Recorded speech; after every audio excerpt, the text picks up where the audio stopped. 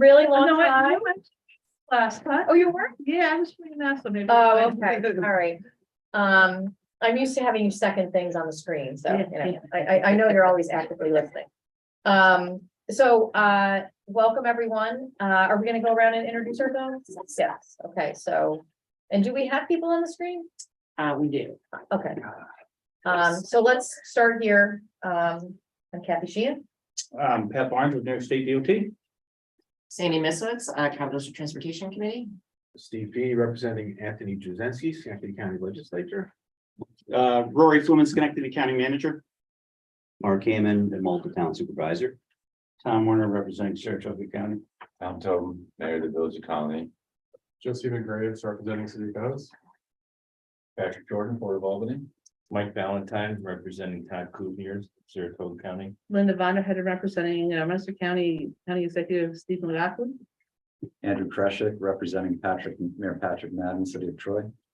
Mark Castiglione representing CDRPC Commissioner Craig Warner. Carmazil, CDTA. Walter Farrell, CDTA. Chris Bauer, CDTC staff. Bob Rice, New York DOT. Greg Butcher, New York DOT. Rebecca Odell, CDTC staff. Andrew Tracy, CDTC. And Simon, CDTC. Harry Ward, CDTC. And I can read the folks joining us remotely today. From my office, we have Stephen Maples and Jen Saponis listening. We have Mayor Gary McCarthy from the city of Schenectady, Supervisor Peter Crummy from the town of Colony, Caitlin O'Brien, I believe from Albany County, if I'm not mistaken. Yep. Thank you, Caitlin. What jumps around? George Penn from Albany County, Jacob Beeben from my office, Phil Serafino from the Thruway Authority, Rainey Milano from the city of Albany, Sean McGuire from town of Colony, and Mark Surdam from the town of Hoosick. Did I miss anyone online? Okay, great. So our first order of business is to approve the minutes from our September 1st, 2022 meeting, which you should have received in your packets. Are there any questions, changes, comments? Can I have a motion to approve? Second? I'll second. All in favor? Any opposed? Carried. I'm gonna hand it over to Sandy. She's gonna talk about the performance and expenditure reports. great, thanks, Kathy. The performance and expenditure report was available on our website related to this agenda. It's a 6-month report we do to kind of update Federal Highway and the Federal Transit Administration on the expenditures here in our planning work. And just some highlights of what we accomplished in this last 6 months. We obviously, as you all know, spent a tremendous amount of time on developing our transportation improvement program. That's where a lot of our time went this year, as you could probably imagine.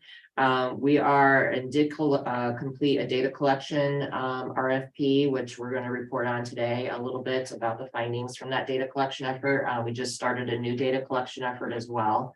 Invested heavily in GIS with the addition of Rebecca Odell, who joined our staff back in August. Put a lot of effort into public participation, a lot more with the press, going to meetings, chatting with our elected officials. So a lot more into that.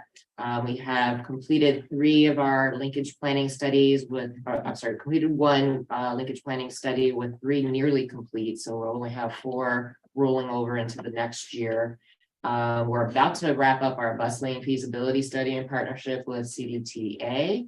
That's out for public review right now. We also just wrapped up our Smart Mobility Toolbox project, which we hope to report on in a future meeting. We obviously also completed the Patroon Creek Trail feasibility study in partnership with the City of Albany and others in the region. We'll talk today about the Complete Streets Design Guide, which we're about to make available to all of you in local government. And we've nearly completed 2 ADA transition plans, one in the city of Albany and the other up in the city of Saratoga Springs. So it's just a highlight reel, but if you really want to know what we do and you have more interest in learning more about the kinds of planning activities we're involved with, I encourage you to take a look at the report with all the detailed information. I'll step in. Thanks. Any questions? Next, do we have anyone for public comment? No one registered to speak. Okay. So let's kick it over to CDTA. Yeah, I'll introduce this. Ross Farrell's here. Ross is, held a lot of titles here at CDTA. He's another, we're proud of him up through the ranks guy. I remember when he was an intern at CDTA, but he runs our planning shop, which is not a traditional planning shop because it has a lot more than what you would normally think of in planning shops. But we wanted to talk to you for a few minutes about the BRT set aside that happens at this table. The policy board has set aside money for the development of our bus rapid transit network for a number of years. We're extremely thankful of that. He's also going to talk to you a little bit about our red line, the first BRT line that we did back on Route 5 back in 2011. We're upgrading that whole line because it's 10 years old, hard to believe. We're operating the blue line north-south between Albany and Troy, and we're currently building third line, the purple line, which will connect University of Albany cross gates with the downtown Albany, actually many different things along that corridor, but eventually in downtown Albany. The thing I want to emphasize though is the importance of the set aside.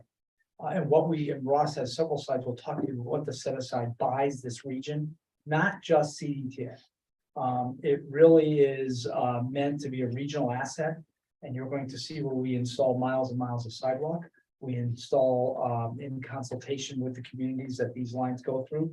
We install new traffic signals, which in some cases are badly needed. And a lot of other things where we can collaborate with the community, with the city of Albany, the city of Schenectady, Troy, whoever it might be, on what their current projects are. And we try to fold in our projects so that there's mutual benefit. So the set aside has become really a shared resource that honestly is kind of one of its kind in the state. You don't find regional tables here who respect mobility in the transit system and then respect our ability to work with all of you to make the region, I think, a better place.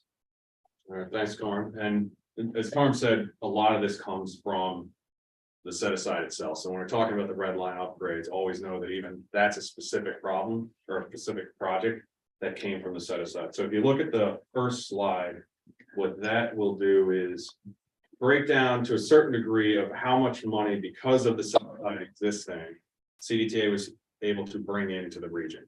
So the orange slice of the pie there is what is set aside related.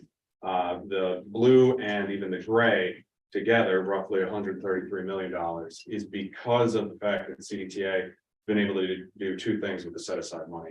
One is plan and design projects further in advance than our competitors throughout the country, because most of this money is coming from outside of the region at the Federal Transit Administration. So we're able to bring projects forward that have a much higher level of design, are more shovel ready, are more thought out, and are ready to be built, and are more attractive to getting that funding. The other part that the set aside has been able to do is to provide match and overmatch for those grants. So not only are we bringing forward projects that are fully baked, we're also bringing forward projects and asking for a little less money than our the other transit authorities throughout the country. The main investment, and this is where Carm was getting to, is it's mainly the use of the set aside and the funds that we've brought in has mainly been towards the actual infrastructure out on the street. That infrastructure, of course, benefits transit, but it also benefits pedestrians. It gives advantages to automobiles, bicyclists, the entire user of the roadway. And so when we go in, whether it's a New York State DOT roadway, a municipal roadway, we're upgrading that roadway, not just for transit, but for all users. And if you do the rough math, think of for every dollar that we've received related to the BRT set aside and the tip, would have been able to attract about $5 million from outside the region that wouldn't be here if it wasn't for that funding. Next slide. And this starts to give a brief summary of what we've done up to the beginning of, well, the end of last year. And as Carm's saying, like, right, all of these areas, we don't own the traffic signals, we don't own the sidewalks, we don't own the roadways. Those are the collective shared infrastructure that we all use. And with that, we've been able to come in and for our project and related to the BRT, just make a substantial amount of improvements to intersections throughout the capital region. And these are mostly intersection based, right? We're a BRT station, there's an intersection, we make an improvement, a block west, a block east, north, south, and it's intersection based overall. Sorry about that, Russ. No, it's Okay. all right, so next slide. Perfect, so we've used that to get the money to build the blue line.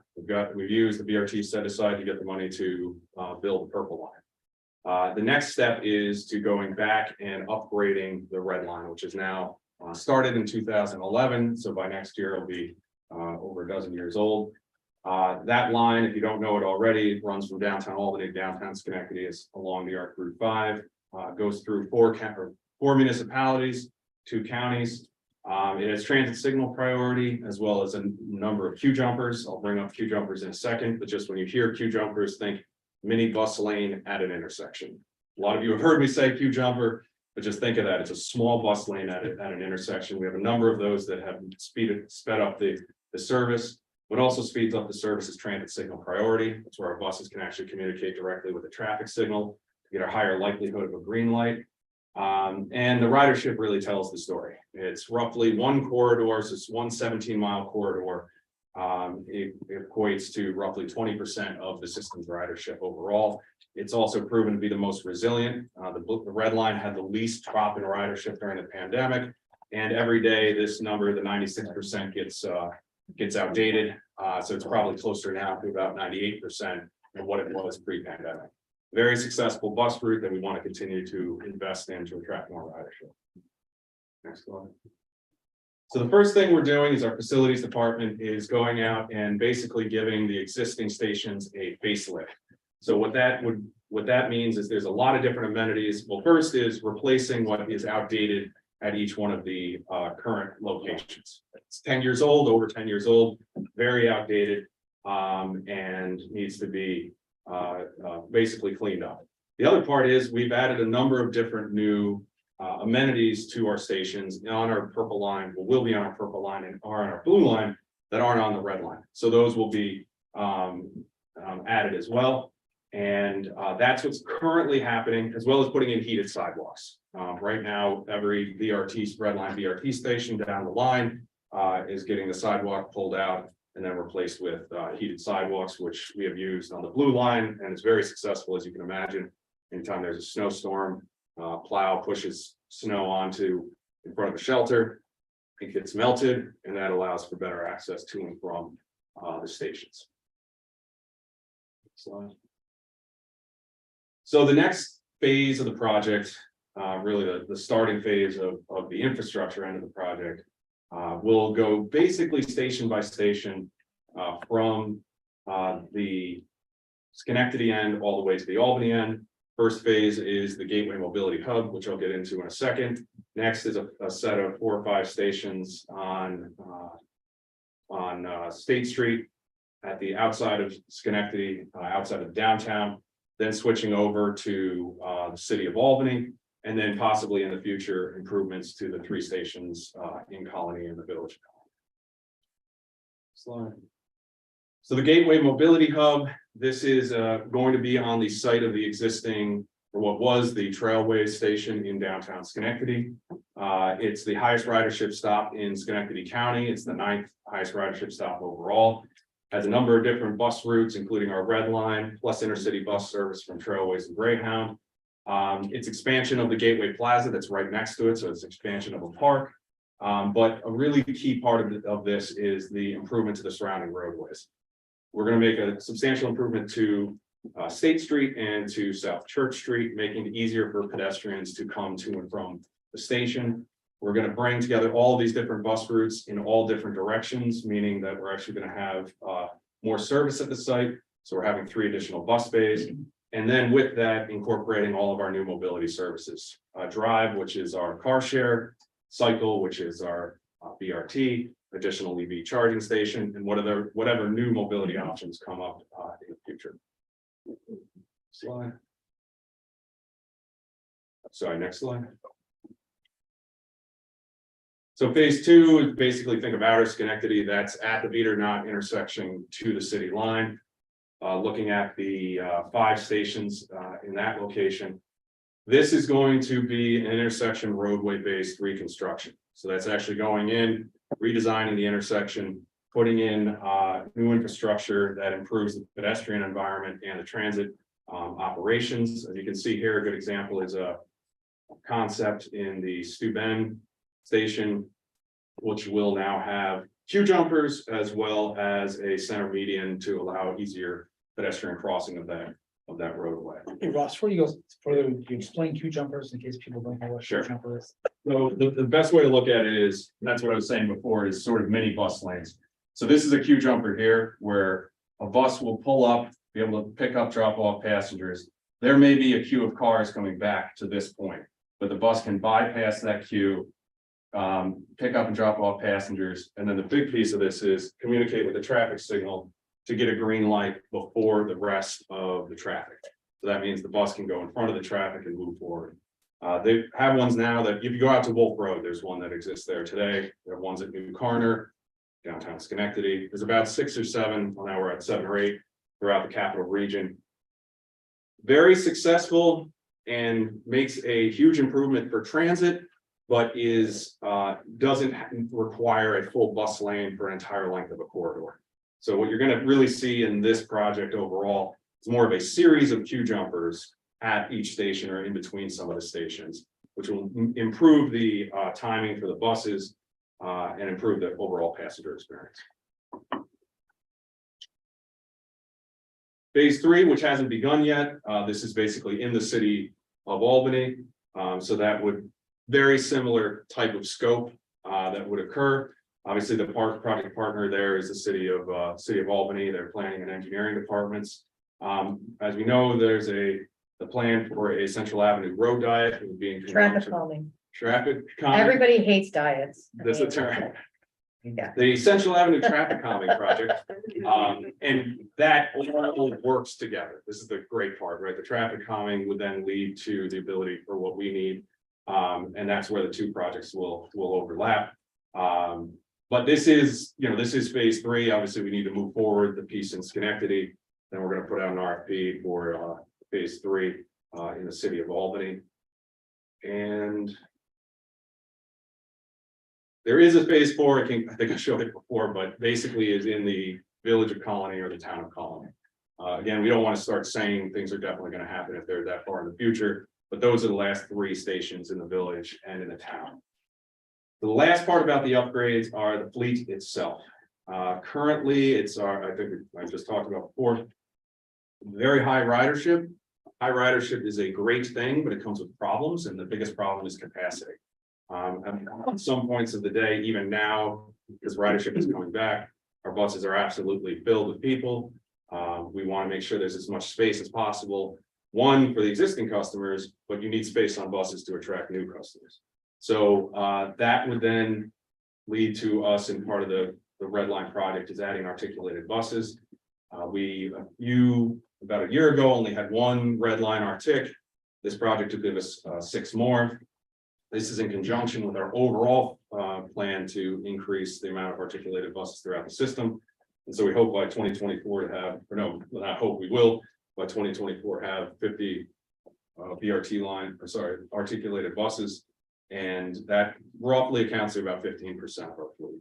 So it's just one other way for us to give more capacity and attract more ridership. And that sums up the presentation. Any questions for me or Tom?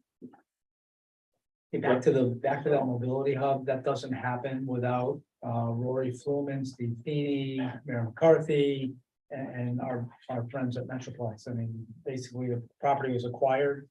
The building was knocked down, the old bus station was knocked down. We were given basically a construction ready site. So in my mind, those intersections. Farm got Senator Schumer to come over there. We got Senator Schumer to come and did his thing.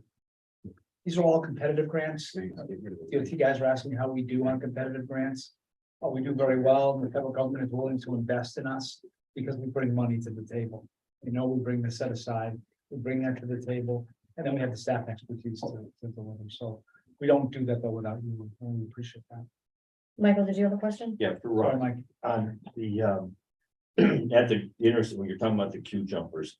And you had said that the bus is able to get out ahead of that through lane traffic. Yeah. Is there a dedicated signal just for the bus then? There is, if you are out at Wolf Road, you'll never see it unless you point it out. You're out on Wolf Road at the Q jumper, at the far right of the intersection. There's a signal head that's actually a railroad signal head. So no one's gonna look at that and think, oh, green. It's basically a triangle, a straight, a line, and another symbol. Our drivers know what that means for us to get the green light. So it's a separate signal. It's always not part of the overall signal head. Sometimes it's off to the side. And that makes it so the drivers know when they can go. Our drivers know when they can go to get around the other, the vehicular traffic. That's a question that comes from outside of the 3 other counties, because Saratoga County doesn't have this here. It's going to happen. I just want to point out how impressive this feat is if looked at nationally, because we have to deal in New York State, for better or worse, with a lot of levels of government and a lot of numbers of government. And for the regional transit agency to be able to accomplish this in partnership with all the local governments is very impressive. Other regions across the country have COGS, they have other authorities that make it much easier for them to build that infrastructure like this. So very impressive. The CDRPC recently awarded CTA a Corning Achievement Award for intermunicipal cooperation for the build out of the PRT. My comment is not derogatory. Oh, got it. No, I meant that we It's don't have coming. the concentration population like the other Right. threes, that's all. You don't, but actually Mark Hammond and I were talking about the concentration population in the village of Malta, for example. It's not, We're hoping. Yeah. it's when. Well, we looked at, if you remember, we looked at Saratoga Springs and Malta before and just Oh, yeah. didn't generate anything, you know? It's But, changing by the day. yeah. It is. Route 9 might be a good one someday. Yeah. Agreed. Saratoga. Agreed. Agreed. And this is, and the mayor knows this very well, because she, sat with us on the bus line study. Bus lines in this region, very old, 400 or 500-year-old region, tough to make happen. Queue jumpers, you can make that happen on almost any, well-developed corridor. Yeah, it really, it is the kind of thing that if you build it, right, if you make the trip easier and shorter, you'll have more people that, and, that's been proven out with each of the BRTs, so. Nationwide, bus only systems are at about 65 to 70% recovery on ridership. We're pushing 90. There's a reason for that. It's not because we're smarter than everybody. I think we've made better investments than a lot of people. Okay, great. Thank you, Carm. Yep. Thank you, Ross. So now we're gonna move to some tip amendments, and I believe that they are all CDTAs. Yeah, this is another good news thing. I think you might have seen that we were awarded a $25 million competitive grant from the federal government to upgrade our charging infrastructure, specifically at our Albany facility where everything is housed now, at least on the electric side. It'll pay for that, and it'll pay for about 10, 12 vehicles. Our focus right now is on the infrastructure, not so much the vehicles. We need to upgrade that. We have great partnership. Actually, I was just in the National Grid. They're a great partner in this. And eventually, we're going to be moving away from just calling this electric and looking at zero emission vehicles, whether they be electric or hydrogen fuel cell, whatever it might be. But this specific grant is for us to improve the charging capacity for electric buses.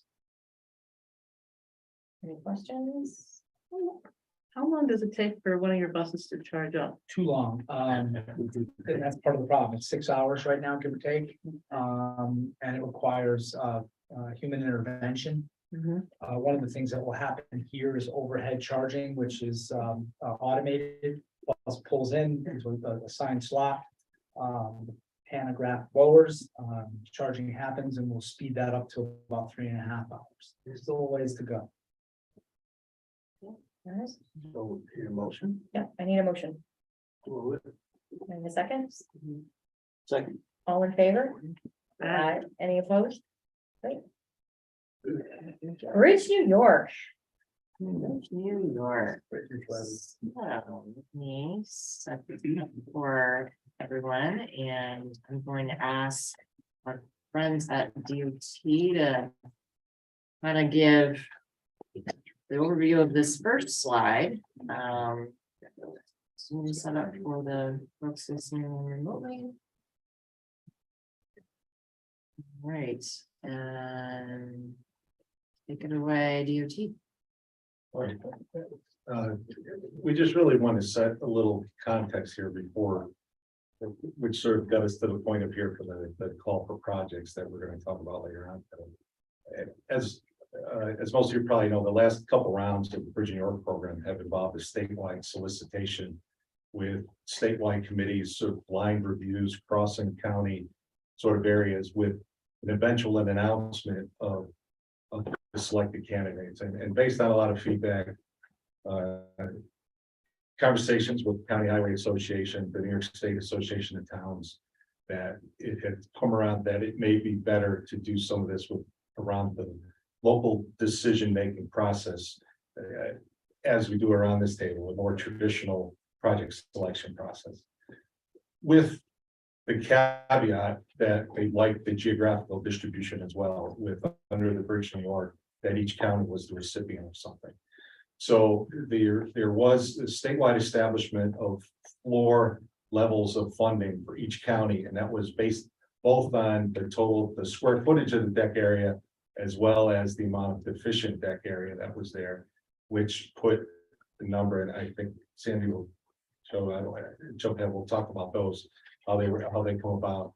But for the 8 counties that comprise DOT Region 1 and the 4 counties that represented around this table, that percentage of funding we're going to be doing as a call for projects. I'm going to step back. There is also still the bridge component of the Bridge New York program, as well as culvert component of the program. The culvert component of the program is 100% state funded. So that'll be done via a call for projects, which has already actually occurred. We've sent out at least a couple sets of correspondence for myself with the standard state application with the deadline near the end of January. For the bridges which involve federal aid, the project selection process and the call for projects will come through the MPOs for the 4 counties here and AGFTC, the 2 counties, and DOT will be doing Essex and Greene County through a separate call for projects. I don't know, unless there are questions or maybe go from there and then we can talk about it. So as Bob mentioned, the biggest change in redesigning this program is sort of this guaranteed of something in each county. And then the administration of the program, culverts go to the DOT and the bridges come here to CDTC for the programming process. And this is truly a local bridge program. DOT and the Thruway Authority are not eligible for these funds. So this truly is for local governments in the counties. We have about 42 eligible sponsors in the CDTC region that own various types of local bridges. And bridges off the federal aid system are really encouraged. So those would carry a roadway with a functional class of either local or minor collector. So really, when we're talking local bridges, think truly local bridges. That's what this program is really trying to target. The bipartisan infrastructure law allocated 5 years of bridge formula funding. The funding available for this part of the bridge solicitation represents 2.5 years of the 5 years. 14 million has been allocated to the CDTC region. With the figures you see in the chart, it's about 2.5 million to Albany County, a little close to almost 7 million in Rensselaer County, about 3.5 in Saratoga County. Note that Saratoga County, some of that money may or may not go up into the AGFTC region because the county is split because of our imaginary lines on a map. And then about 1.5 million in Schenectady County. But again, when I'm saying county, this doesn't mean the county government. This is the county as a whole. That is the allocated funds. DOT has reserved per their discretion, 10% of the funding to balance the program once we see what comes in, and in case there's a particular bridge that is of need that might be a little over the maximum request, which is $5 million per bridge. The minimum request is $500,000. It's a 95% reimbursement, which is great. So the local government is only responsible for 5% match. And if there's any cost increases over what gets funded in the bridge program, that is the responsibility of the sponsor. So one scenario could be, let's say you had a $3 million bridge and the cost ended up being $3.5 million and you're short that $500,000. One possibility is you come back to the CDTC table to request other types of additional federal funds, or you fund that shortfall through local resources. These sorts of things are options, but there won't be any more bridge formula funding available to fund that shortfall. Our evaluation process is going to be a little different. Instead of the very complex system that we used for our regular programming, we're going to have a scale of 100 points. 40% is going to be 40 points is going to be put on the facility's importance. So basically a computation of the bridges, AADT and detours. The second piece will be based on the condition at 40 points, and then 20 points will be a few specific merit categories related to complete streets, great impacts, security, resiliency, and equity. And that will be our evaluation process, which will be a lot simpler for us to evaluate in the short turnaround time, but I think it'll be more understandable to you folks when you see the outcome. We're planning on having the solicitation go out with a January 6th deadline. The planning committee in February will review the evaluation results. We'll start a public review and air quality conformity analysis at that time, and then we'll bring the recommendations back to this body for approval in March. The state has asked that these funds be programmed by April 1st. So that's why we have a short condensed time to handle this program. Can I just ask a Absolutely. question? If you back up to the allocations, Sure, oh, sorry. you're fine. So the allocations were based on the number of bridges and their condition. Could you say a little bit more about that? Because if we're going to be considering condition, it seems to me that Contact we, people. it should be based on how this money got allocated. Right, so, I mean, there was, and the mayor, there was a lot of conversation with the county highway superintendents as well as the towns that they did not want to discourage municipalities that had invested in their own bridge preservation maintenance activities. So it was the consensus was around to sort of 50% based entirely on the total number of structures, but then 50% of the money based upon that level of deterioration, which would account sort of normalize based on how much maintenance had been done. and this evaluation proposal we developed in partnership with the department, and they confirmed that it's consistent with what's in the Okay. states. I think that's what you were trying to get at. Yeah, I just, right, like it's a conundrum because Yeah. if you took better care of your bridges on your own dime, right, so okay, so what you're saying is that how you built that in, that bridges with a condition of 30 or of 3 or below will receive the full 40 points, that's how you're kind of factoring Right, for that. Yeah. That's how we'll rate the candidates that come in. correct. Yep. So the bridges that are quote in the poorest condition based on whatever gets submitted will get that sort of additional score. If it happens to be in an area of equity, it gets a little additional. If the bridge proposal includes, we're gonna add in restripe the roadway so that there's a bicycle lane, get an additional bonus. So that's how we've approached it. But by far you can say, I mean, the condition rating and then the detour length Right. being the other piece that we would buy. Yeah, is there gonna be a move to, it seems like certain communities are probably more likely to get funding if they apply. Is there gonna be some kind of push to get those communities with the most amount of substandard bridges or whatever, so that they know that this is out there and encourage them to use it. Wouldn't that be those that are rated lower than 3 or lower then? Yeah, so the notification is going to go to every bridge owner. We're going to put that out to all of you tomorrow. We have data available to talk to sponsors if they're curious about what bridges might be in a certain condition level, because some, as you can tell, 1.5 million for the one county, for example, you might not be able to do a bridge replacement for that, but you can do some preservation work, or maybe there's some repairs that can be done, but you need to know the condition. And so it's not a one for one. It's not an easy question to answer, but I think when we look at it as a whole, we'll be able to make some fair decisions.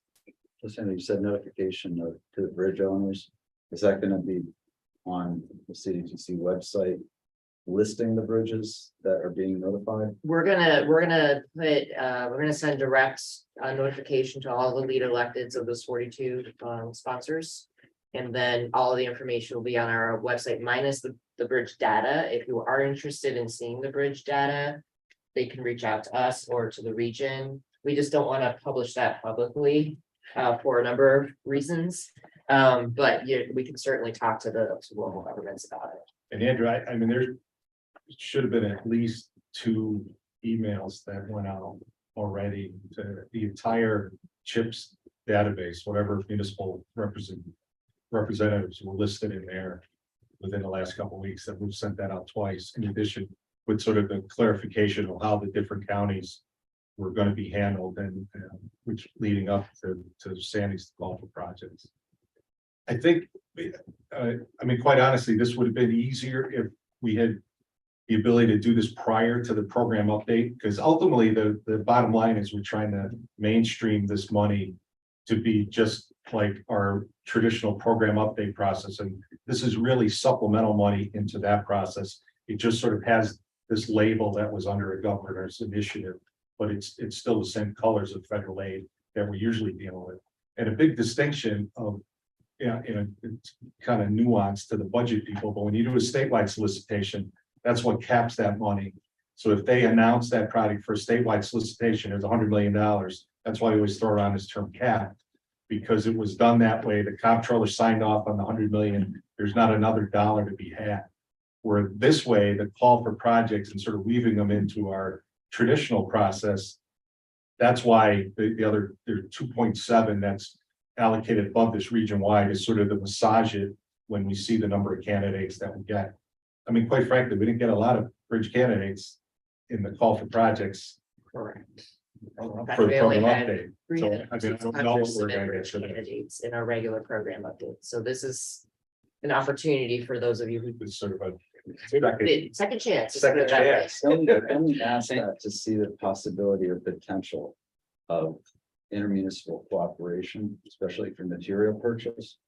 To kind of, for the municipalities that don't really have the staffing or ability to respond as robustly to other municipalities, and to, if they need assistance or guidance, just making sure that that's available to them to improve the bridges that that may have gotten this way as a result of, not really knowing what they have. So inner cooperation is definitely encouraged. We're aware of, at least elsewhere, that sometimes a very small town that happens to own a bridge, it's rare. The smaller municipality, the less likely they are to own a bridge. Usually the county owns it. I'm thinking more culvert. Yeah, Right now.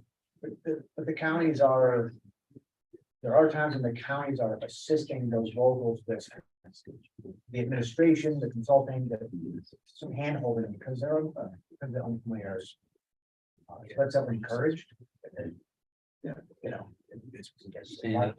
to the point where their first instance saving the money for a small village that 300,000 is the whole budget. Yeah. The county is helping them out with the grace.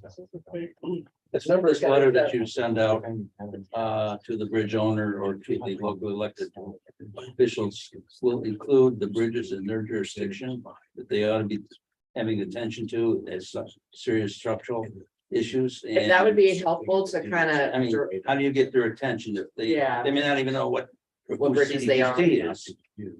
yeah, we can include a list of the bridges. I mean, to- really, you get some very rural, Yep. unsophisticated town. It's just small communities that are falling by the wayside, it's like. Engineer or. and it's I think it's part of the county's responsibility to reach out to these municipalities as well. right? Who's responsibility? I think the counties, the bigger counties who are sitting at the Yeah, table. but we need to Should know. could help reach out to the locals. Right. That's my question, because CDTC is in charge. They're gonna be doing the administration. Is the county now also partnering on this, Mike? I looked at Bob and Greg, we had this discussion, what, week and a half ago up north. And I was just saying to Linda, I'm going, geez, in some cases, you might have a county in competition with a municipality in its own county over how much am I as the county DPW or county gonna wind up providing to, it's great, town of Wilton or, this and that, but I gotta do my own sort of like that, you can get in that. And like you said, $1.5 million, it could create, let's say a battle, but it definitely would create competition in that regard. So I don't know, I'm not sure if the county's gonna step up and say, hey, I'm gonna reach out to three towns to help or something. Right, I mean, one of the drawbacks to this approach from my perspective is that because there's a guarantee of something in a given county, it hits exactly what you're saying, community against community, county against county, whereas if it was just a regional pot, you all know you're competing with each other for it, and there's still a competition, but it's not as clear as I'm going up against Saratoga County, or I'm going up against Albany County. So it is a little bit of a new thing. We'll see how this plays out. I think this is the first time that the department's trying something like this. And I'm sure that your feedback as things progress will be appreciated. Well, I just want to make sure that I understand, or that we're all saying the same thing. You have a list of these bridges. Correct. There's no unknown bridges. So we have a list of the bridges, and the county and the municipality Yep. that the owner, The owner, right, and the county that they're in. And the grade. Right. So I mean, I think we start with making sure that everyone around this table has that list, and that the counties and the owners have that list. And yes, I can understand, but one of the things that we've talked about within CDTC is how do we get more municipalities involved? This may be a really good way Yeah. to get more municipalities involved, because this is an example of the decisions get made here. And it's important to know and to be able to access the resources that exist here. And once the municipalities, they're identified and the deficiencies of the bridge, should that come into play as far as a matrix of a hierarchy of who gets first slice of the pie? Really needs to get taken care of, yeah. Because if someone's not able to be at the table in full representation, yet their deficiencies far outweigh any others. I mean, they should have the ability to have that funding Right. provided. And that's where the 40-point score that's directly tied to that. Right, that's making the money available to the counties, but within the county itself. The identification of those deficiencies to create the hierarchy within just the county. Rather than having the decision to divide up the money available to the counties. It's just winnowing it down. So the municipalities, county has already decided. Yeah, the money that. right, so the money within the counties, right? Right. Now they're going to the towns, the villages, cities within that county. But where those bridges exist with the deficiencies, the higher the deficiency, the more money should be provided to correcting that. And that's the thing, within the county itself, rather than having what Mike was saying is that you don't want municipalities competing against one another. You want the deficiencies corrected that are the highest on the. I mean, I'll say it this way, Right, if within a county, the county leadership and the municipalities, the town, cities, villages wanted to coordinate on that, that would be helpful, right? Whether that happens politically, I'm not involved in that side of things, you know, that's a harder thing, but it doesn't hurt to have that level of coordination at all, because this funding doesn't go that far for the most part. I think, you know, our discussion about an infrastructure committee here, and respectfully, Andrew, I'll still go back to, we only had 2 bridge candidates. You know, this program is supplemental funding. This is a subset of the larger program that we have. And the larger solicitation, there was only 2 candidates. So I don't, the idea of how we're getting candidates for it is a broader topic that is not going to be solved by, you know, another 15 million that's on the table. This is 95.5 too, instead of 80-20. So So it's an easier lift for maybe a small municipality. Yeah. They only, now they have to upfront all the money. Right. So I don't know how that works with people's budget cycles and things. You only have a month to apply here. And how long do they have to get things going, you know, and get things, you know, I guess that's the trick, because Well, you know, it's the typical federal aid process, right? So once it gets added to the tip in March, in our case, state and local agreements can start occurring at that point, and then from the point the state and local agreement is signed, you have 24 months 2 years from. to get your construction obligated. So And you can. Take That's care of the we still have design to- it first and, yeah. Either, I right. can't emphasize enough, this is mainstreaming this money though. So what you're saying, whether that doesn't happen in 24 months, it's still gonna become a decision before the planning and policy committee of whether to kick that job out or not, that it's not gonna happen.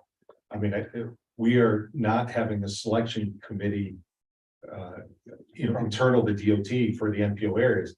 The planning and policy committees are the selection committee, just like they are for the program update. Now, Yeah, we sit around that table and. I'll ask you a number dumb 1, 2, question. 4. It's like 95.5, how does that decision get made? You know, I always thought federal in the money, law. 80-20. That's a bipartisan infrastructure. That's what, okay, it was it was in the law. It was in the law. Okay.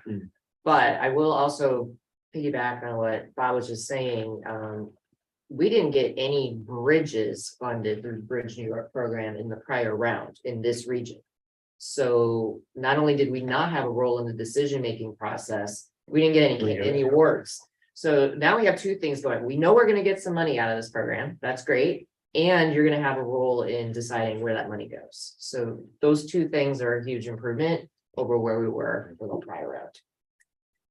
And let me throw, I think that to Patrick, what you had said, I think my sort of response to that was showing out what would be an exaggerated situation. I don't, from a Saratoga County point, we went through a whole tip process last time, which we had like 5 municipalities sharing monies that were available and then working with monies that the department had. So I think that, and I've seen it, that they'll start talking on a county level, you know, depending that correspondence goes out. And then somebody on a local level, smaller local level, know that there's money. I think the biggest thing is there to turn something to them, say, you should turn to somebody for further information. Contact somebody on the planning committee representing your county. Something to the effect that, as Tom was saying, some of these municipalities are smaller, don't have staff, don't know. They may get a letter and just say, yep, it's the same old stuff. And it goes into a trash can. Not representing CDTC literature, but it's the same old stuff that just comes in the mail. Well, in my experience, that sort of intermunicipal competition, you know, reasonable minds will prevail. Yeah. A lot of reasonable minds are on the table, so it takes a chorus to make a joyful noise, and the counties can make a joyful noise with their municipalities to make sure that the smaller ones in particular know what this is. Church on Sunday. Hallelujah. Psalm 1. Any other questions before we take an action? There, we need a motion. So, yeah, we need a motion to approve this the selection criteria. Solicitation and authorize the Yeah. solicitation. I don't have any bridges, so I'll make the motion. I'll second it. Linda? All in favor? Aye. Any opposed? Great, thank you. Thanks, Rose. Okay. Now we are expected to take action on a resolution around the New York State DOT targets for safety performance measures. Correct. So I'm gonna zip through this real quick. As you may recall, the federal government under federal law requires the states and the MPOs to develop targets for 5 performance measures. They're the number of fatalities, number of serious injuries, the rates of fatalities and serious injuries, and the number of non-motorized fatalities and serious injuries that occur in the state. MPOs have to establish the same safety targets as the Department of Transportation, or we develop our own. Because we don't have the robust data set that they do, it makes a lot of sense for us to piggyback on what the DOT puts together. We have to approve these. That's why we're at this meeting approving them today. But I wanted to give you a sense just quickly of our performance thus far with the data we have available. We compared it's always based on a 5-year rolling average. So the 5-year periods we looked at were 2013 through 2017 as compared to 2016 through 2022. Again, that's the most recent available data that we have. This column that's labeled 2020 NISDOT target was the 2020, because again, this is the most recent data we had available was 2020. We were seeking to reduce crashes in the region in these categories by 1%. Statewide, we reduced fatalities by 8%, a little bit on the rate, a little bit on the number of serious injuries, but as you can see, the rate of serious injuries went significantly up. And we also had a decline in the number of non-motorized fatals and serious injuries. Here in our region, just to compare, we saw declines in all of the categories. The only target we didn't meet was the serious injury target. And we believe that is a function of not only the changes in VMT, but because serious injuries are categorized in a different way. And I do believe the vulnerable users was a contributing factor on that, even though we still saw declines. So because the state did not meet targets in a couple of those categories back in the 2020 timeframe, which they developed, this is the state DOT's analysis showing the changes that they had available to them. We are going to, the state, I should say, maintain a conservative approach to setting a reduction target of 1%. And these are the figures that relates to. So what this basically is saying to you is that we are going to continue to make progress in reducing fatals and serious injuries in our region. Our goal is to always beat what the target is for the state. If we do better, that's even better. What we don't want to have happen is have our data reflect a trend backwards, which why the state numbers look different. The New York City influence, as you can imagine, has a big impact on what you see in the statewide figures. There's a penalty when we don't meet these targets statewide, which the department is dealing with now because we did not meet some of those targets. But we're as a region doing quite well. So your action today is to basically meet this federal requirement. And we're proposing that we approve the NISDOT 2023 performance measure targets for safety. What are non-motorized fatalities and serious injuries? So that includes anything like a bicyclist, a pedestrian, someone using a scooter, anybody who's not a legal driver for the driver, like a motor vehicle. I think that makes sense. But is that a car hitting a pedestrian or Correct. a car hitting Yes. a bicyclist? Yep. Is there an explanation for the 19 or 20%, like the definition change or reporting change? Because that doesn't make sense to me. does it? Well, that is the national trend. That was the trend. 20%, that- Yeah. Curious. The national trend Yeah. is shocking. I would get for COVID because it was that very percentage, but And that data doesn't really even Doesn't hit- begin to hit Right. the COVID impacts. It just starts it, so. This is gonna be tough to hit Next because year. Yeah. COVID is. Yeah. Even though the number of miles driven was reduced, the number of fatalities is through the roof. And this is exactly why the law required a 5-year rolling average rather than an annual number, because we do have these fluctuations. And we had a very unique situation happen, clearly, but it smooths out the anomaly. I used to use the example of the Schoharie limousine crash, because that would have skewed our numbers tremendously, right? It didn't occur in our region, but if it had, it would have skewed our numbers. That's why they use the 5-year rolling average. But there's no question the COVID impacts on this data, and it's not unique to New York. I don't think any state in the US hit their targets in 2020. So it's something that we're working on, and I think I can share, we have an application pending with partners here in the room for a Safe Streets for All grant. And it's looking promising that we might actually get it. And that will be a heavy focus for CDTC, working with our local government partners if we should receive these funds.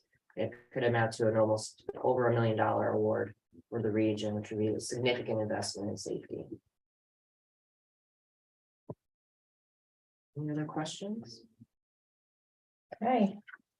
Can I have a motion to approve the performance measures? Move it. I'll second it. All in favor? Aye. Any opposed? Okay. Speaking of COVID. So Andrew Tracy, I'm gonna have to ask you to zip through this quickly because we're running short on time. But we did some data collection, as I said at the beginning, where we gathered traffic volume data to compare where we could, what happened before COVID on a roadway and what happened after the roadways, after the COVID crisis. So Andrew, why don't you take it away? Sure. So I'll begin by saying nationally, obviously, there was a large decline in vehicle travel, March of 2020. US DOT and other sources suggest that vehicle travel recovered to its pre-COVID number of vehicle miles traveled as early as spring of 2021. And today it may be a little bit higher than the pre-COVID baseline. In our region, we see a very similar results. Recovery to pre-COVID occurred around spring of 2021. Looking through data reports published by big data vendors like Inrix, Streetlight, Google, and Apple, they've been mining all of the mobility data they collect, and they've come up with some general trends that they feel are occurring nationally, including fewer trips in downtown or urban areas, fewer commutes to office, especially tech-heavy industries. Nationally, fewer transit trips, although we know our region is doing very well in that regard. Fewer trips in the AM peak period, but more midday travel, and very similar trends, rise in local delivery, rise in e-commerce, telehealth, and so on. So we wanted to answer the question, are these trends occurring in our region? So most of the counts we conducted under this contract were conducted in April of 2022. We collected these counts to support many of our ongoing planning studies, but we also commissioned a few specifically to answer these questions. So we chose roadways that we felt would be COVID impacted in some way, such as roadways serving office complexes, colleges, universities, medical areas, new developments built in recent years, things of that nature. We wanted to answer these questions. Are our old planning assumptions about the distribution of traffic, are they still valid? Are these national trends occurring locally? And what future data do we need to better answer these questions? So these are the 50 count locations that we counted in April of 2022, spread out all over the region. Most were tube counts, volume and vehicle classification counts, handful of turning movement counts as well. Of the 50 tube counts, 45 of them had very good pre-COVID baseline data that had been collected by DOT in 2019 or earlier.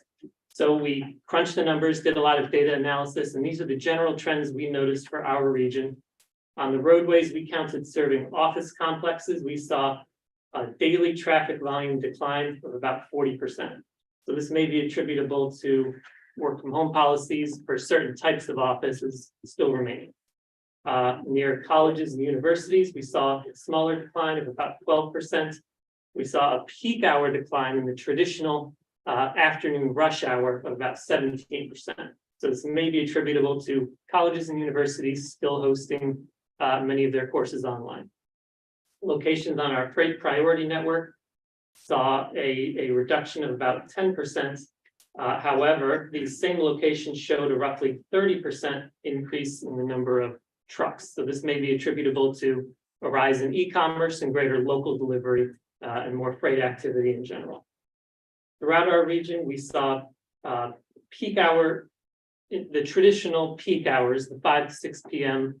Afternoon rush hour, saw a greater reduction than the daily traffic flows, which suggests we're seeing kind of a peak shaving effect or a traffic spreading effect, where traffic is being spread more evenly throughout the day. And anecdotally, I hear a lot of people saying, we've noticed a lot more afternoon, mid-afternoon traffic on a lot of roadways throughout the region. So an important caveat, small sample size. We're going to continue to collect more data. If anyone has collected any counts for any recent studies, please share them with CDTC, and we're happy to ingest all that data and continue our analysis. I'll give Chaim a chance to speak about the before and after sheets he produced. Yeah, so for each of those counts that we had a nice pre-count for, we made these sheets. They have the total average annual daily total from the pre-count and from our count in April on the right side, the percent change, and then the peak volume change.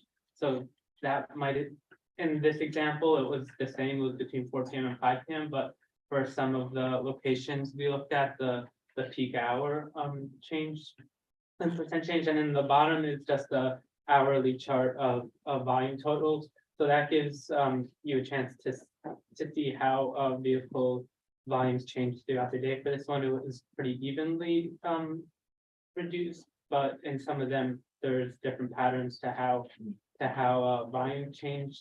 Specifically, like Andrew was saying, that the peaks became a little flatter, and there was more volume during off-peak hours. So importantly, the full report, including the before and after sheets for every site, they're up on our website if you'd like to take a look, or you can contact me, and I'd be happy to dig up the data for whatever location you're interested in. As a next step, we have an ongoing on-demand contract with NDS for data collection, counts of all kinds, traffic, bike ped, whatever you're interested in. If you have a location where you feel traffic has shifted significantly in recent years, please reach out to us, let us know. We may be able to commission a count at that location and compare to older count data to see how the traffic has shifted. So you can reach out to myself or Sandy or Teresa LaSalle, the project manager for that project. And as I mentioned, as you collect count data for other purposes, we'd be thrilled if you would share that with us, and we could add it to our collection and continue our analysis. So that's all from me. Thank you very much for your time. Thank you. Thank you. Thank you. Okay. The Complete Streets Design Guide. Great. I'm not going to spend a ton of time on this in the interest of time, but I will just pull it up for reference. So we have been working on the development of this Complete Streets Design Guide, as actually was a recommendation of our prior long-range transportation plan, New Visions 2040, believe it or not. So it's been in our world now for a number of years. While we had it in development, we consulted with our Complete Streets Advisory Committee, who reviewed other design guides and really kind of guided the framework and its development. As you may know, the bipartisan infrastructure law has an emphasis on complete streets. So this is one activity that we're offering to communities to help make progress on implementing complete streets in their communities. And it references a wide range of guidance from Federal Highway Administration, AASHTO, the alphabet soup of professional organizations out there in the transportation planning world. But what this guide compiles is all of that information into one resource. And I know this is hard to see on screen, but what it offers is some street typologies, and a toolbox for sidewalks, for roadways, for intersections, and for curbsides, all of which there's a number of resources in these guides. We're getting these guides printed, at least a small number of these guides printed, so we'll make them available to our planning committee and policy board members. The guide will be available up on our website, but it really is intended to be a resource for local communities considering implementing different complete streets design treatments, what kinds of the things are available to them. And that really sums it up. Any questions on the complete streets design guide? And this is available for your use now. Is it anticipated that it'd be updated every X amount of years? I don't know what our future, I'll be honest, and what we found is the design guide research out there from all of these entities evolves much faster than we can possibly have this compiled. So within this document, you'll see a lot of references to the other resources we pulled the information from. As those other resources get updated, we'll try to make them available on our website, as an update, hey, the transit design guide from NACDA has been updated and here's the new guide for transit components. It's really hard to keep it all compiled. Thanks. Okay, any other questions? Okay. TIP planning, transportation planning for the unified planning work program. Yes, so as you know, we had a solicitation for projects. That's the right thing for our audience at home.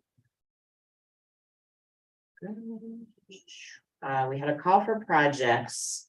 And we had a deadline yesterday for all of the different applications.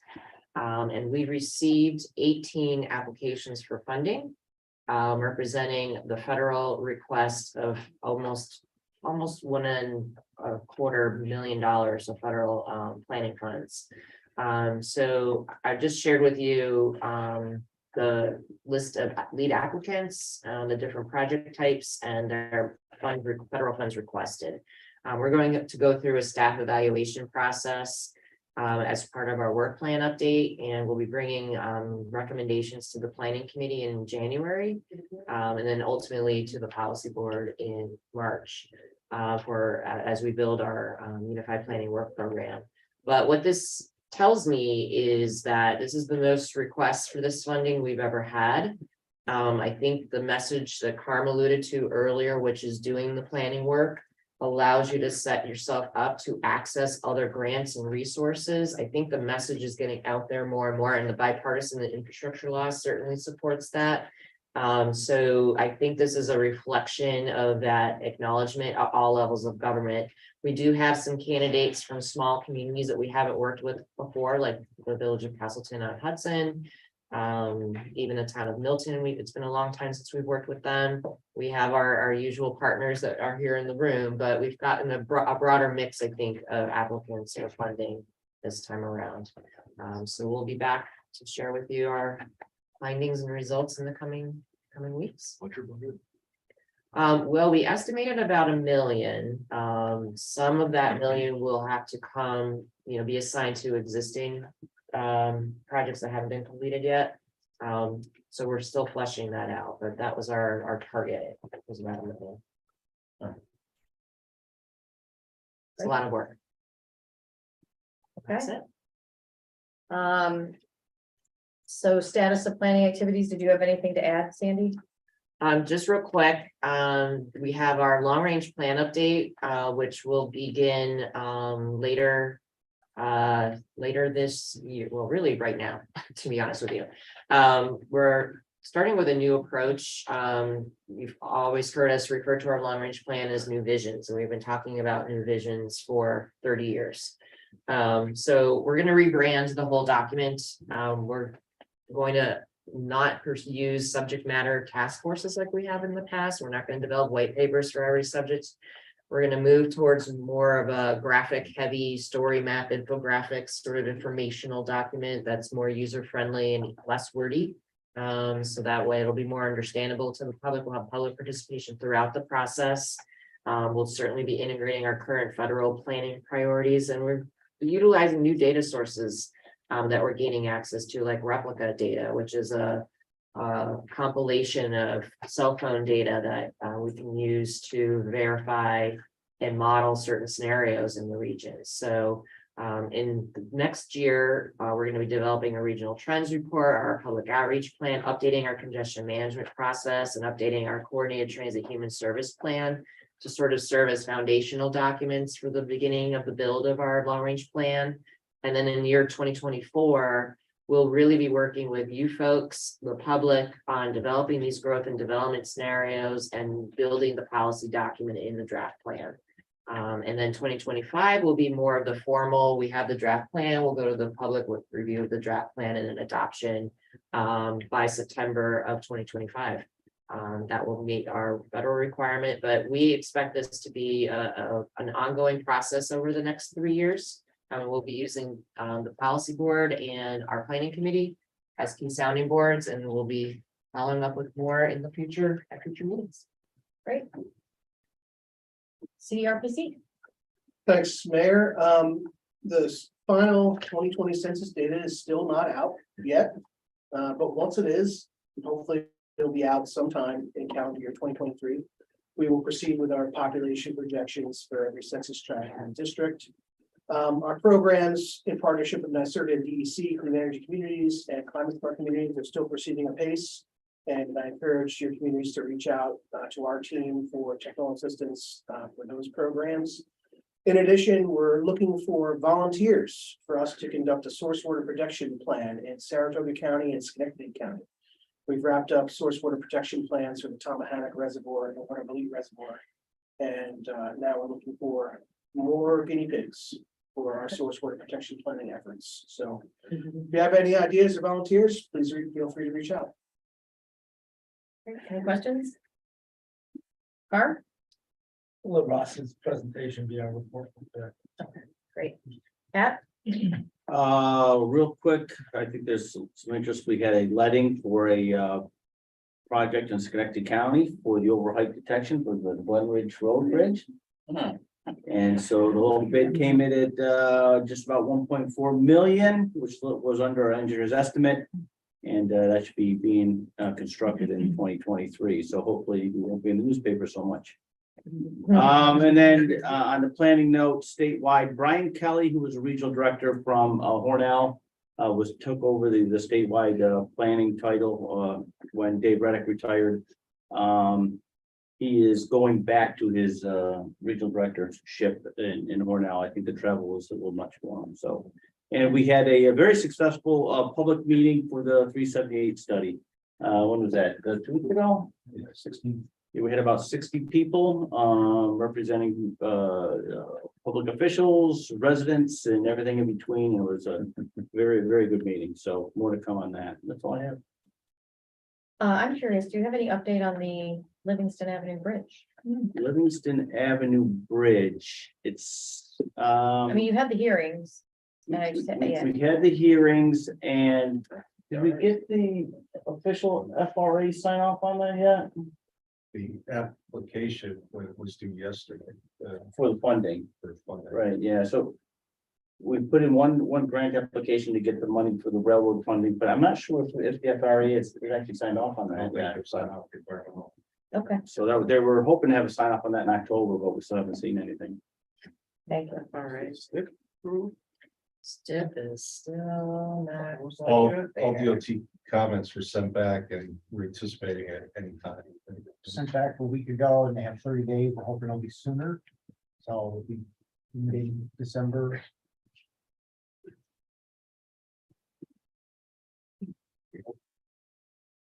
Okay. Thruway Authority. Thank you, Mayor. You're Nothing online. really to report here other than construction season hopefully is wrapping up here. If you can hear me, I'm not sure if you can. Can you just nod if you can hear me? Yeah. Can you speak a You little can't hear louder? me? So we can hear you. All right, I'm going to try. I'm going to speak on this monitor. It's all that great, so I'm trying to get as close as I can. You can hear me. Just give me a You're fine wave. now. Okay, good. Nothing to report other than construction season's wrapping up here. Just be thankful we're not living in Buffalo, dealing with that 7 foot of snow.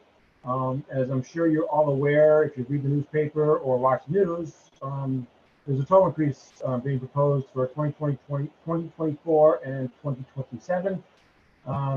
I just want to remind everybody that, looking for your support to support this as well.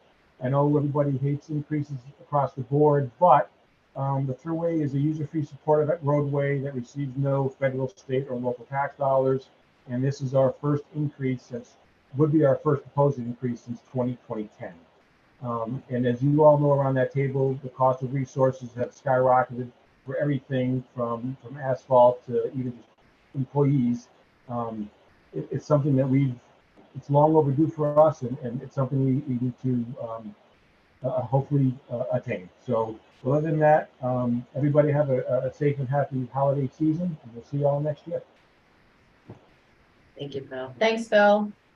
I see an SI Cata's iPhone. So Steve, are you there? Oh, thanks very much, Mayor. Sorry, I'm reporting from my home office. Thanks so much. Very briefly, it's probably my last opportunity to represent our Chief Executive, Phil Calderon, with the Policy Board. It's been a high honor and privilege to work with you. And as former or past chairman of the Planning Committee, I'm planning to retire at the end of January, and I have a succession plan, be replaced by a pilot and a young aviation planner. Grew up here in Glenville, Schenectady County, and I'll be training him next week. So it's been, again, a high honor and privilege to work with you all. I wish you the very best in promoting highest and best transportation land use throughout the region. We've accomplished much. I started with CDTC back in 1984. I think I've got about 39 years there at that table. But thanks for flying Albany. Our terminal project, thanks to DOT and executive state management, is being launched. And you're getting old when you start demolishing what you built. And that's the shoes I'm in right now. So I won't belabor it, but all good cheer and best holiday wishes to all. And thank you very much for this opportunity. It's been a high privilege and honor once again. Thank you. Thanks, Steve. Thank you, Steve. Pat. I don't want to follow that. Well, Real quick, ships and barges, our total count is up from last year. Longshore hours are almost equal to last year for the entire year. At the end of October, so we should far surpass that, which is our basic barometer of whether or not everybody's working at the port, and they are. The major project that I keep reporting on, 3 weeks ago, DEC gave approval of all permits for ground work and site work. The next day, we had every single truck that Cover Construction could move on the site and started work. So 3 weeks of moving the earth, as Keller likes to say. It used to be a big hill. It was supposed to take 3 months to break the rock down for a new road. In 2.5 weeks, it's basically gone. They just brought in people from everywhere and just started working as fast as they could before the snow came.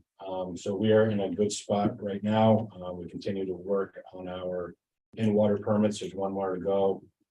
And DEC has to work through some air quality impacts, which will allow the building to be constructed next year. So I'd like to say that we are in a good spot. Our tensions are still very high. There's still a lot of work to do, but we had a couple weeks that made us feel very good about how we're progressing. So Merry Christmas and happy holidays since I'm the last one. Thank you. great. Thanks, Pat. Regional local planning activities, you touched on this a little bit, but we're on track with. Everything's on track. Need to plug away. Okay. Is there any other business that anyone wants to raise? I just want to raise one thing after time. Planning conference. I do agree, plug it in. We have our annual planning and zoning conference, Wednesday, February 1st this year. Most people, if they were on our list before, have received a save the date flyer, so that's coming out. We just have identified our 16 session speakers and everything, so we'll be putting together a registration form. So your municipalities within your counties will be receiving that probably just before Christmas. Bless you. And, that's about it. Thank you, Tom. So that intro, that's good. It wouldn't be a meeting if we didn't talk about. That's a great conference. Well, I know.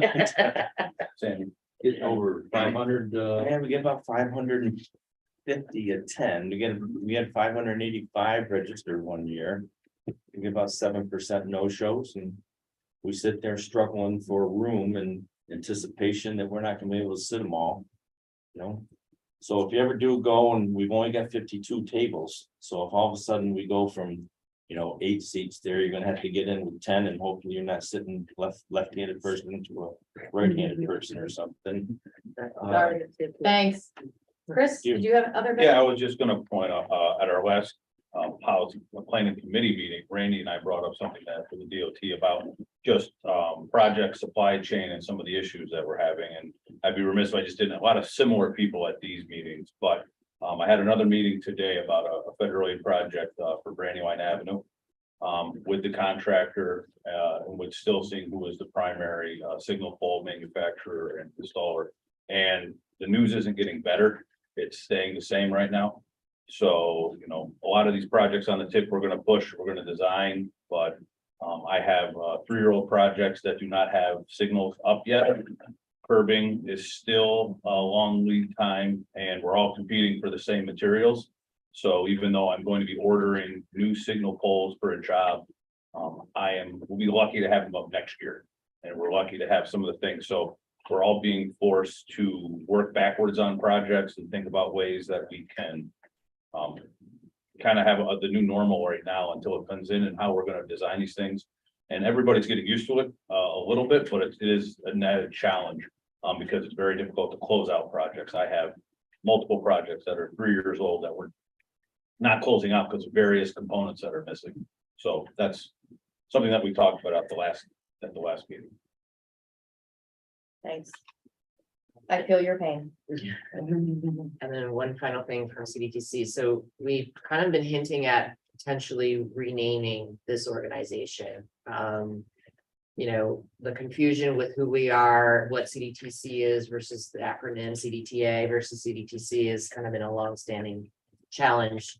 We're proposing to possibly rename the organization the Capital Region Transportation Planning Organization.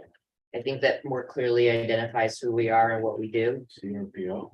We would be the CRTPO. I know if you love acronyms, I try to avoid acronyms, but but I think it more explicitly describes who we are and what we do, especially to elected officials and some of the smaller communities, as folks were saying. I don't know who you are, and I think you're CDTA. That's usually the first question I get. How's Carm doing? So we're hoping that will resonate with you. If you have any thoughts about that, let me know, but we're going to work on a rebranding scheme and share it with you for the next meeting. Okay, thanks. And you're gonna get out the dates and times of our next meetings to all of us. Yeah, And we'll do that. We'll follow up with you guys.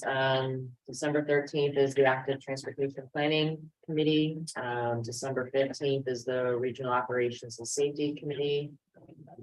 There's a virtual learning series webinar for our new visions plan on December 20th, and our planning committee meeting is January 4th. great. All right, can I have a motion to adjourn? Oh. Chris, anybody opposed? Yeah. Happy holidays, everyone. Thank you. Hey,